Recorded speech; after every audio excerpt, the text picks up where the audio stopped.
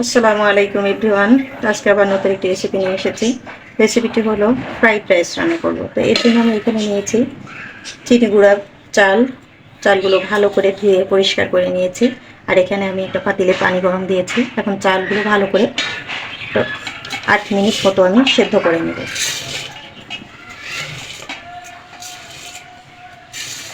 এগুলোকে এখন আমি ভালো করে 8 মিনিট 7 থেকে 8 মিনিট সেদ্ধ করে নিয়ে পানিটা ঝরিয়ে ফেললেই আসলে ফ্রাইড রাইসের চালটা রেডি হয়ে যাবে। আমি 8 মিনিট মতো সেদ্ধ করে নেব। এর জন্য আমি চুলাটা চালিয়ে দিচ্ছি।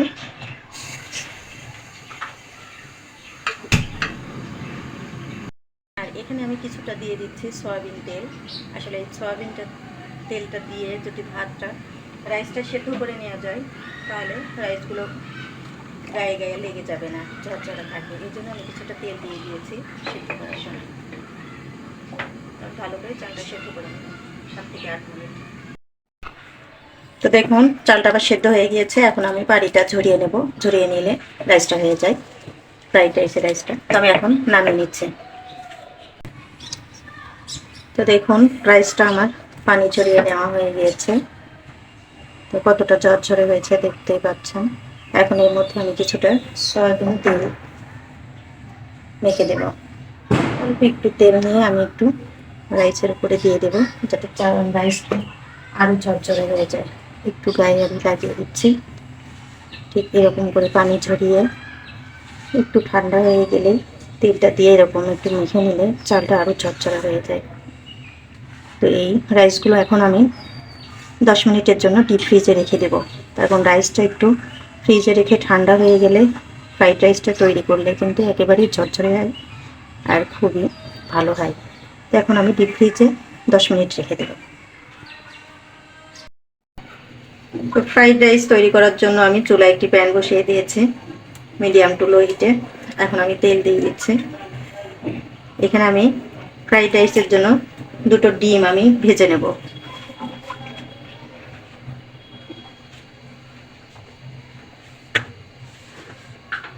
এখানে আমি দিয়ে দিচ্ছি 2টা ডিম।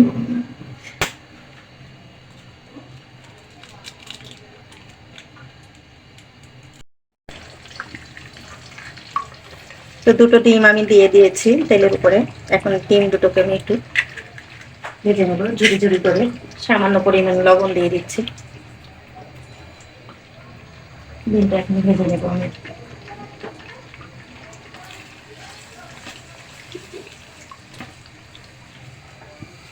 আসলে ফ্রাইড রাইসের জন্য ডিমটা এইভাবে ভেজে তুলে নিতে হবে।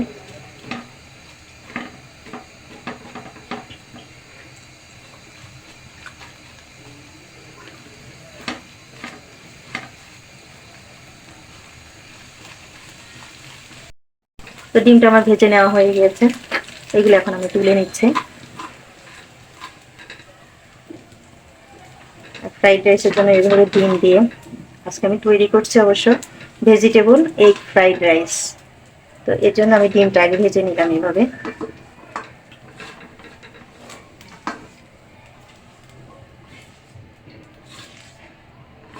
তুলে নিয়ে আমি দিয়ে দিচ্ছি রাইস করার জন্য তেল দিয়ে দিচ্ছি। রাইসে অবশ্য বেশি তেল লাগে না। এখন দিয়ে দিচ্ছি আমি পেঁয়াজ কুচি, 1/3 কাপ পেঁয়াজ কুচি দিয়েছি। দিয়ে দিচ্ছি গাজর কুচি। আর এখানে নিয়েছি পেঁয়াজ কলি কুচি কুচি করে কেটে নিয়েছি। আর দিয়ে দিচ্ছি এখানে 3-4টা কাঁচামরিচ। ঝালটা অবশ্য যে যেরকম খায় সেরকম বুঝিয়ে দিতে হবে। আর দিয়ে দেবো গোলমরিচের গুঁড়া। দিয়ে দিচ্ছি গোলমরিচের গুঁড়া। আর দিয়ে দেবো শুকনো মরিচের গুঁড়া। এভাবে দিয়ে একটু ভালো করে নেড়ে চেড়ে নেব।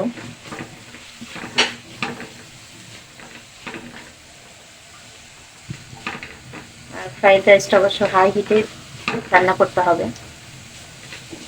এটা একটু নেড়ে চেড়ে নিয়েছি। দিয়ে দিচ্ছি আমি 1 চা-চামচ লবণ। আর এবার দিয়ে দেবো রাইস। রাইসটা দেখুন কতটা ঝরঝরে রয়েছে। আমি ডিপ ফ্রিজে রেখে দিয়েছিলাম 10 মিনিট। তো এখন আমি রাইসগুলো দিয়ে দিচ্ছি।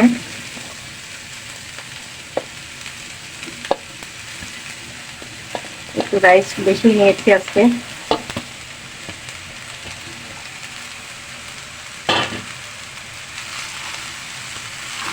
আর এখানে দিয়ে দেবো এখন আমি চিনি দিয়ে দিচ্ছি 1 টেবিল চামচ।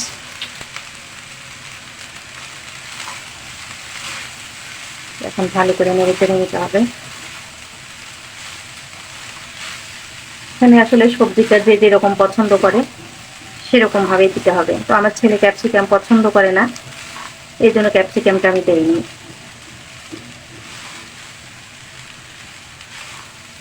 এখন এটাকে ভালো করে নেড়ে চেড়ে নিতে হবে।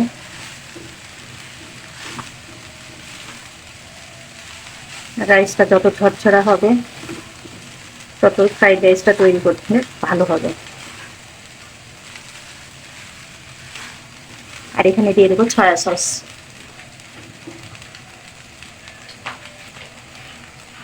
দিয়ে দিচ্ছি সয়া সস।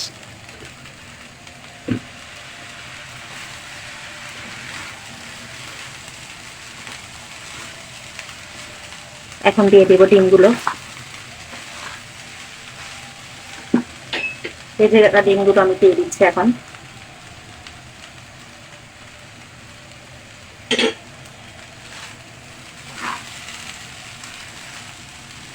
আর এখানে আছে আমি চাইনিজ পাতা নিয়েছি, এটা চাইনিজ ক্যাবেজ। এটা সকলে চেনেন কিনা আমি জানি না, যারা রাঁধুনি তারা সবাই চেনে। তো এরকম চাইনিজ ক্যাবেজটা আমি নিয়েছি, চাইনিজ ক্যাবেজটা দিয়ে দেবো। এখানে আমি চাইনিজ ক্যাবেজটা ছোট ছোট করে হাত দিয়ে ছিঁড়ে নিয়েছি, পরিষ্কার করে নিয়েছি, ধুয়ে ভালো করে ধুয়ে পরিষ্কার করে নিয়ে ছোট ছোট এরকম ছিঁড়ে নিয়েছি। তো এখন আমি চাইনিজ ক্যাবেজগুলো ওর মধ্যে দিয়ে দিচ্ছি। আসলে চাইনিজ ক্যাবেজটা দিলে কিন্তু ফ্রাইড রাইসটা খেতে কিন্তু আরো দ্বিগুণ স্বাদ বেড়ে যায়।